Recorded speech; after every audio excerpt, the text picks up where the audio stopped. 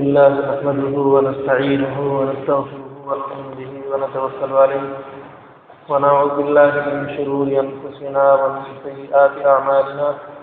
من يهده الله فلا مضل له ومن يضلله فلا هادي له ونشهد أن لا إله إلا الله وحده لا شريك له ونشهد أن سيدنا ومولانا محمدا عبده ورسوله صلى الله تعالى عليه وعلى آله وأصحابه وسلم تسليما كثيرا كثيرا أما بعد میرے محترم دین و ایمانی بھائیوں، اللہ تبارک و تعالیٰ نے نظام بنایا ہے اور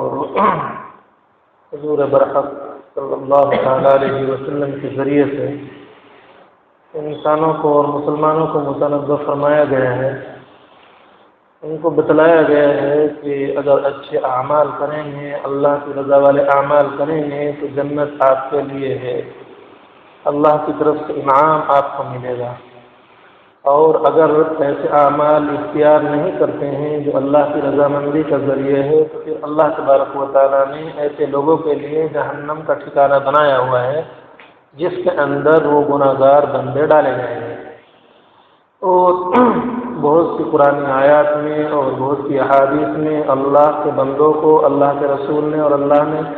ترغیب کی ہے اچھے اعمال کی اور ترغیب کی ہے، یعنی ڈرایا ہے برے اعمال سے۔ حضور پاک صلی اللہ تعالیٰ علیہ وسلم کے ایک صحابی ہیں حضرت عبداللہ ابن سلام رضی اللہ تعالیٰ، یہ اسلام لانے سے پہلے بڑے زبردست عالم تھے، یہودی تھے، مدینہ منورہ میں رہتے تھے، اور ان کو توریت کا جو اللہ کی ایک کتاب کی قرآن کریم سے پہلے اس کا علم تھا، اور پہلی تمام کتابوں کے اندر نبی برحق حضور پاک صلی اللہ تعالیٰ علیہ وسلم کی آمد کی اطلاع دی گئی تھی کہ ایک نبی آئے گا، مکے میں پیدا ہوگا، وہ یتیم ہوگا، ایسے ایسے اس کے حالات ہوں گے، یہ تمام پیشین گوئیاں پرانی کتابوں کے اندر تھی۔ چنانچہ حضرت عبداللہ ابن سلام رضی اللہ تعالیٰ عنہ اس کو جانتے تھے، اور یہ پروپیگنڈا جب مکہ مکرمہ میں ہو رہا تھا اور مشرکین مکہ حضور پاک صلی اللہ تعالیٰ علیہ وسلم کے خلاف سازشیں کر رہے تھے،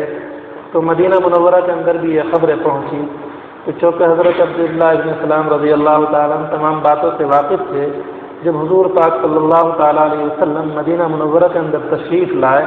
تو حضرت عبداللہ ابن سلام رضی اللہ تعالیٰ عنہ اپنا واقعہ بیان کرتے ہیں کہ لما قدم النبی صلی اللہ تعالیٰ علیہ وسلم المدینۃ فلما تبینت وجہہ عرفت ان وجہہ لیس بوجہ کذاب۔ حضرت عبداللہ ابن سلام رضی اللہ تعالیٰ عنہ فرماتے ہیں جب حضور پاک صلی اللہ تعالیٰ علیہ وسلم مدینہ منورہ میں تشریف لائے تو میں آپ صلی اللہ علیہ وسلم کی خدمت میں حاضر ہوا، اور دیکھا کر تو میں نے دیکھا آپ کے چہرے انور کو، آپ کے چہرے کو دیکھ کے میں نے پہچان لیا کہ اتنا حسین و جمیل چہرہ، اتنا مبارک چہرہ اور اتنا بارعور چہرہ جھوٹا نہیں ہو سکتا، یہ ضرور بھی ضرور اللہ کے برحق پیغمبر ہیں، اللہ کے نبی ہیں، یہ مجھے یقین ہو چلا۔ چنانچہ حضور پاک صلی اللہ تعالیٰ علیہ وسلم نے اس وقت جو بات ارشاد فرمائی، چار باتیں بہت ہی محتم بالشان اور عظیم باتیں فرمائی۔ کیا فرمایا؟ فکان اول من قال، آپ نے جو پہلی بات اس وقت فرمائی، فرمایا یا ایھا الناس افشوا السلام، اے لوگو سلام کو عام کرو۔ آج ہمارے معاشرے میں، ہمارے ماحول میں سلام کا رواج بالکل ختم ہوتا جا رہا ہے۔ اگر معلوم ہے کہ کوئی جان پہچان والا ہے تو سلام کر لیتے ہیں، ورنہ عام حالات میں چاہے وہ کتنے بڑا آدمی ہو، کیسے بھی، اگر جان پہچان نہیں ہے تو سلام نہیں کرتے۔ حالانکہ اللہ کے رسول صلی اللہ علیہ وسلم نے ایک جگہ دوسری حدیث میں فرمایا کہ تم تقرأ السلام علی من عرفت ومن لم تعرف، جس کو پہچانتے ہو اس کو بھی سلام کرو، اور جس کو نہ پہچانتے ہو اس کو بھی سلام کرو، بس معلوم ہونا چاہیے کہ یہ مسلمان ہے، اس کو سلام کرنا چاہیے، اس لیے کہ سلام کرنا یہ ایک دعا ہے، تم پر اللہ کی سلامتی ہو، تو سلامتی ہر انسان محتاج ہے۔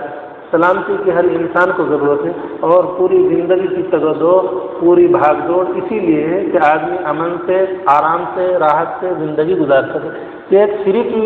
نعمت ہے، فری کی ایک دعا ہے جو ہر مسلمان دوسرے مسلمان کو دے سکتا ہے۔ اتنی عظیم شان دعا ہے کہ پوری زندگی کے اندر جب سلامتی ہو جائے گی تو اللہ تعالیٰ اس کو مال بھی دے گا، اس کو دولت بھی دے گا، اس کو عزت بھی دے گا، اس کو راحت بھی دے گا، اس کو تندرستی بھی دے گا، اور جتنی بھی دنیا کی نعمتیں ہو سکتی ہیں جن کا تعلق سلامتی سے ہے، امن سے ہے، راحت سے، وہ ساری اس کو ملیں گی۔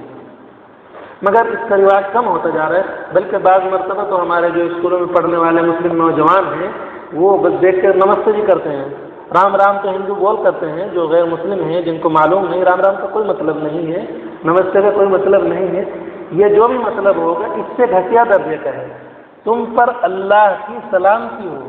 اس سے جانے دعا، اس سے بہترین دعا کوئی ہو ہی نہیں سکتی۔ گڈ مارننگ بولتے ہیں انگریزی والے، تمہاری صبح اچھی ہو، تمہاری شام اچھی ہو، تمہارا دوپہر اچھا ہو، وہ تمہارے لیے اچھا ہو، لیکن جو معنی اس کے اندر ہے وہ معنویت کسی اور کلمے کے اندر نہیں ہے، نہ گڈ مارننگ کے اندر نہ ہے، نہ رام رام کے اندر ہے، اور نہ نمستے کے اندر ہے۔ اللہ نے یہ فرمایا کہ جو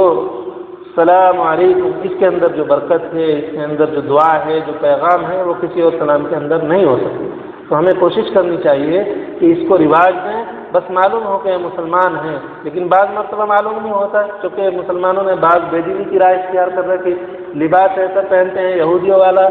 یا یہ ہے کہ اپنا چہرہ ایسا بنا کے رکھتے ہیں جو غیر مسلموں والا، کافروں والے چہروں پر داڑھی نہیں، تو بعض مرتبہ جو سلام کرنا چاہتا ہے اس کو مغالطہ ہو جاتا ہے کہ اس کو سلام کریں یا نہ کریں، کیوں اس کا چہرہ ایسا ہی نہیں جو مسلمان والا ہے جس کو سلامتی دی جا سکے، اور سلامتی کا مستحق تو وہی ہے جو ایمان والا ہے۔ چنانچہ اس کی بھی کوشش کرنی چاہیے کہ ہمارے چہروں پر داڑھیاں ہونی چاہیے، اللہ کے رسول صلی اللہ علیہ وسلم کی سنت کو زندہ کرنا چاہیے، اور آپس میں سلام کو عام کرنا چاہیے۔ جب یہ کریں گے تو پھر اللہ کی طرف سے انعام ہوگا۔ کیا انعام ہوگا ابھی بتلائیں گے۔ پہلی چیز تو یہ ہے کہ افشوا السلام، سلام کو پھیلاؤ، اور دوسری چیز اللہ کے رسول صلی اللہ علیہ وسلم نے فرمایا کہ وَأَطْعِمُوا الطَّعَامَ، لوگوں کو کھانا کھلاؤ، ضرورت مند ہوں، محتاج ہوں، فقیر ہوں، غریب ہوں، اور یا ایسے وقت پر کوئی پہنچے کہ ان کو کھانے کی ضرورت ہے، کھانا کھلایا جائے۔ مگر آج کل ماحول، زمین کی تیز رفتاری اور وقت کی تیز رفتاری میں آدمی رشتہ دار کو بھی کھانا کھلانا پسند نہیں کرتا، سوچتے ہیں کہ اچھا سے جلدی چلا جائے تاکہ میرا وقت بچ جائے، میں اپنا کام کروں۔ حالانکہ عام لوگوں کے لیے ہے کہ کھانا کھلاؤ سب کو، کوئی بھی آنے والا ہو، مسافر ہو، اور رشتہ دار کا تو حق بنتا ہے، مگر ہم لوگ ٹالنا چاہتے ہیں، کسی طریقے سے ٹل جاوے، نکل جاوے، حالانکہ ایسا نہیں، یہ ایک اہم فریضہ ہے اور اس کی ضرورت ہے۔ پہلے تو ایسے ہوتے تھے کہ ہم نے ایک مرتبہ پہلے بھی بتلایا تھا کہ اگر کوئی مسافر کسی مسجد میں آ گیا، لوگوں نے دیکھا اس نے عصر کی نماز پڑھی، مغرب کی نماز پڑھی، تو یقین ہو جاتا تھا کہ یہ مسافر ہے، ہر آدمی اس کو گھر لے جاتا تھا کہ بھائی چلو کھانے کی ضرورت۔ اور اب یہ ہوتا ہے کہ وہ عصر مغرب عشاء بھی پڑھ لیتے ہیں تو عشاء کے بعد اعلان کرنا پڑتا ہے مسافر کو کہ بھائی میں مسافر ہوں، کوئی کھانے کا نظم کر دے۔ اب یہ حالات ہو گئے، یہ تو اس مسافر کے ہیں، اور رشتہ داری کے ہم بتلائی نہیں کہ رشتہ دار آتا ہے سوچتے ہیں کہ اچھے چلا جائے، مجھ کو کھیت میں جانا ہے، مجھ کو دکان پہ بیٹھنا ہے، مجھے بیٹھ جانا ہے، سہارنپور جانا ہے، مجھے فلاں کام ہے، جلدی سے تقاضا رہتا ہے۔ مطلب یہ ہے کہ اس سے بھی بچتے ہیں، حالانکہ عام حکم ہے تو کھانا کھلانا چاہیے اور اس کا مزاج بنا چاہیے، اس لیے کہ جو بھی کھائے گا وہ اپنا حق کھائے گا، آپ کے دسترخوان اس کا ذریعہ بنے گا، مگر اللہ تبارک و تعالیٰ اس کے حصے کو آپ کے دسترخوان پر اتارے گا، آپ کے گھر کے اندر کمی نہیں ہوگی۔ اگر یہ کوئی سوچے کہ مہمان کے آنے سے یا کھانے والوں کے آنے سے کمی ہوتی ہے، یہ اس کی بھول ہے، اس لیے کہ ہر آنے والا اپنا حصہ کھاتا ہے۔ یہ ہے تو وہ آپ کے دسترخوان پہ کھا رہا ہے، ورنہ وہ اپنے یہاں کھاتا ہے یا کہیں اور کھاتا ہے، لیکن اللہ نے منتخب کیا ہے آپ کو، آپ کے دسترخوان کو، اور اس کو آپ کے لیے مہمان بنایا ہے، تو آپ جو ہیں سعید ہیں اور نیک بخت ہیں کہ اللہ کی طرف سے آپ کا انتخاب ہے۔ اس کا مزاج بنایا جانا چاہیے کہ ہم کوشش کریں جو بھی آنے والا ہو، اگر وقت کھانے کا ہے تو کھانا کھلائے، وقت چائے کا ہے چائے پلائے، اور سب سے اچھی اور آسان چیز پانی تو پلا ہی سکتے ہیں۔ یہاں کی مثل دیہات میں بولتے ہیں، کیا کہتے ہیں وہ بھائی جس میں کچھ بھی نہیں لگتا کم سے کم پانی تو پلا ہی سکتے ہیں۔ تو یہ ہونی چاہیے، کوشش ہونی چاہیے، یہ ضروری نہیں کہ اس کو پلاؤ، زردہ، بریانی یا قورمہ کھلائیں، محاذر جو بھی ہو، دال روٹی ہو، چٹنی روٹی ہو، جو بھی گھر میں موجود ہو، بلا تکلف پیش کر دینا چاہیے۔ اللہ تعالیٰ خوش ہوں گے اور اللہ کا مہمان بھی خوش ہوگا۔ تو ایک چیز یہ ہونی چاہیے اطعموا الطعام، اور تیسری چیز اللہ کے رسول فرما رہے ہیں وصلوا الارحام، جو رشتہ دار ہیں ان کے ساتھ میں صلہ رحمی کا معاملہ کرنا چاہیے۔ ہم لوگ کیا کرتے ہیں آج کل ہمارے معاشرے میں کہ بھئی تم تو ہمارے آتے نہیں، لہٰذا ہم بھی نہیں تمہارے یہاں جاتے۔ فرق کیا ہوا؟ بھائی فلاں رشتہ دار ہمارا نہیں آتا تو ہم بھی نہیں اس کے یہاں جاتے۔ اللہ کے رسول صلی اللہ علیہ وسلم نے فرمایا کہ سل من قطعک، اس کو جوڑو جو تم کو توڑنا چاہ رہا ہے۔ اگر وہ نہیں آتا تو آپ تو اپنا فریضہ ادا کیجیے۔ اگر وہ نہیں آ رہا ہے آپ کے یہاں، وہ آپ کے ساتھ صلہ رحمی نہیں کر رہا ہے تو آپ تو اس گناہ سے بچیے۔ اگر وہ گناہ کر رہا ہے تو آپ کیوں گناہ میں شامل ہو؟ یہ گناہ ہے۔ اگر وہ آپ کے یہاں نہیں آ رہا ہے آپ جائیے اس کے یہاں، لیکن آپ بھی سوچتے ہیں یہ وہ گناہ کر رہا ہے میں بھی کروں۔ اگر وہ جہنم میں جا رہا ہے تو آپ اس کے ساتھ کیوں جہنم میں جا رہے ہیں؟ وہ نہیں جا رہا، وہ اس کا فریضہ ہے، وہ اللہ کے یہاں پکڑ ہوگی اس کی، لیکن آپ اپنا فریضہ ادا کیجیے۔ سل من قطعک، جو آپ کو توڑ رہا ہے آپ اس کو جوڑیے۔ اللہ کے رسول کا یہ فرمان ہے، ہمیں کوشش کرنی چاہیے کہ رشتہ داروں کے ساتھ میں صلہ رحمی کریں، اور اگر وہ نہیں آتے تو ہمیں جانا چاہیے۔ تھوڑی دیر کے لیے جائیں، جیسے کہ آج کل تیز رفتاری ہے، وقت کم ہے لوگوں پہ، تھوڑی دیر کے لیے جائیں۔ بھائی دوپہر کا کھانا نہ کھائیں، جا کے 2 منٹ کریں یا 5 منٹ چائے پی لیں اس کی جا کے، یا خالی بھی بیٹھ کے آ جائیں۔ اگر وہ نہیں آتا ٹھیک ہے، وہ گناہ گار ہوگا، لیکن ہم نہیں جائیں گے تو ہم بھی گناہ گار ہوں گے۔ تو ہمیں بچنا چاہیے۔ وصل الارحام، رشتہ داروں کے ساتھ میں صلہ رحمی کرنی چاہیے اور ان کا خیال رکھنا چاہیے، اور یہ ذہن میں سے بٹھانا چاہیے کہ بھئی وہ نہیں آتے تو ہم بھی نہیں جاتے، ہمیں جانا چاہیے۔ جو غلطی کرے گا اللہ کے یہاں اس کی پکڑ ہوگی۔ اللہ تبارک و تعالی ہم سب کو اس پر عمل کرنے کی توفیق عطا فرمائے۔ اور چوتھی چیز اللہ کے رسول صلی اللہ علیہ وسلم کی حدیث کے اندر فرما رہے ہیں وَصَلُّوا بِاللَّيْلِ وَالنَّاسُ نِيَامٌ، کہ تم نماز پڑھو رات میں ایسے وقت میں جب لوگ سو رہے ہوں،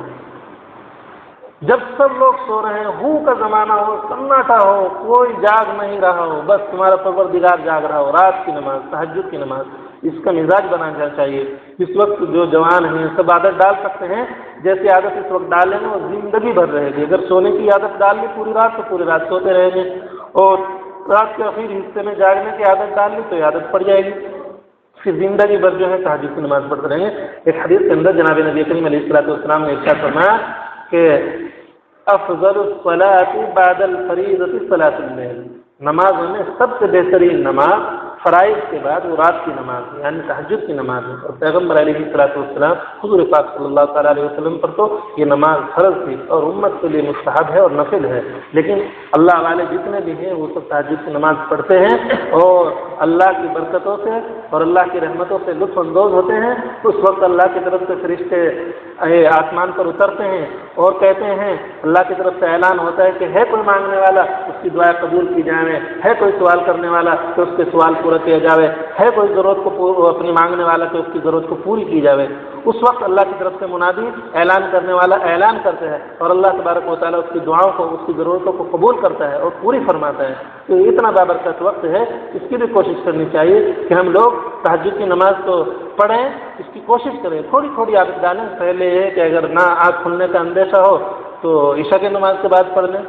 عشاء کی پڑھ کر فارغ ہو جائیں تو 2 رکعت 4 رکعت جتنی پڑھ سکتے ہیں وہ پڑھ لیں۔ اور پھر ایک تو ہر کے پاس موبائل ہے، ہر کے پاس گھر میں الارم ہوتا ہے وہ لگا سکتا ہے۔ اگر اذان سے 10 منٹ پہلے 5 منٹ سے بھی پہلے اٹھ جائیں گے اور نماز پڑھنے میں 4 رکعت 8 رکعت نصیب ہو جائے تو بڑی برکت کی بات ہے اور بڑی خوش نصیبی کی بات ہے۔ تو اس وقت سب سو رہے ہوں، اس وقت اس نماز کی فضیلت ہے۔ آگے اللہ کے رسول فرما رہے کہ تدخلوا الجنۃ بسلام، تم جنت کے اندر سلامتی سے داخل ہو جاؤ۔ اصل میں یہ سب اعمال جو ہیں، 4 چیزیں جو بتلائی گئی ہیں، اگر آدمی اپنے جو اراکین ہیں اسلام ہیں، جو فرائض ہیں، مثلا نماز، روزہ، حج، زکوٰۃ اور جتنے بھی ایسے اللہ کے فریضے ہیں ان کو پورا کر کے اگر ان پر عمل کر لیں، ان 4 چیزوں کو اختیار کر لیں، کیا کیا ایک تو یہ ہے کہ آپس میں سلام کو عام کرے اور ایک دوسرے کو کھانا کھلاوے، اور تیسری چیز صلہ رحمی کرے، اور چوتھی چیز جو ہے یہ چوتھی چیز جو آپ کو بتلائی ابھی کیا بتلائی؟ ہاں رات کی نماز۔ تو ان 4 چیزوں کو اختیار کر لے تو پھر انشاءاللہ وہ جنت کے اندر داخل ہو جائے گا۔ اصل میں اللہ تبارک و تعالیٰ کا نظام ہے، جتنے بھی لوگ جنت میں داخل ہوئیں گے، کچھ لوگوں کو تو دخول اول نصیب ہوگا کہ پہلے ہی مرحلے میں وہ حساب کتاب کے بعد جنت میں داخل ہو جائیں گے، یہ تو دخول اول ہے۔ اور کچھ لوگ ایسے ہیں ایمان والے تو ہیں لیکن ان کے اعمال کے اندر خرابیاں تھی، ان کے اندر کوتاہیاں تھی، اللہ تعالیٰ ان کو جہنم میں ڈالیں گے، پھر ان کی دھلائی ہوگی، ان کی صفائی ہوگی، جیسے واشنگ مشین کے اندر کپڑے کی دھلائی ہوتی ہے، جہنم کے اندر دھلائی ہونے کے بعد پھر اللہ تبارک و تعالیٰ کی رحمت جوش میں آئے گی، اور ان کے ایمان کی برکت سے، ان کے اسلام کی برکت سے پھر اللہ تبارک و تعالیٰ ان کو نکال کر پھر جنت میں ڈالے گا۔ یہ دخول ثانی ہے، یعنی دوسرے درجے کا دخول ہے۔ ہم لوگ اللہ سے دعا کریں کہ اللہ ہم سب کو پہلے مرحلے میں جنت میں داخلہ عطا فرمائے، اور ہم سب کے لیے مقدر پہلے مرحلے میں جنت کا دخول نصیب فرمائے۔ یہ اسی شکل میں ہوگا کہ اپنے فرائض کے بعد ہم ان 4 چیزوں کو خیال کریں تو انشاءاللہ ہم سب کو بھی دخول اول نصیب ہوگا۔ اللہ تبارک و تعالی ہم سب کو 5 چیزوں پر عمل کرنے کی، 4 چیزوں پر عمل کرنے کی توفیق عطا فرمائے، اور فرائض کی ادائیگی کی توفیق عطا فرمائے، اور اس کے بعد ان چیزوں کو ادا کرنے کی بھی توفیق عطا فرمائے، اور ہم سب کو جنت میں دخول اول نصیب فرمائے۔ وآخر دعوانا الحمدللہ رب العالمین۔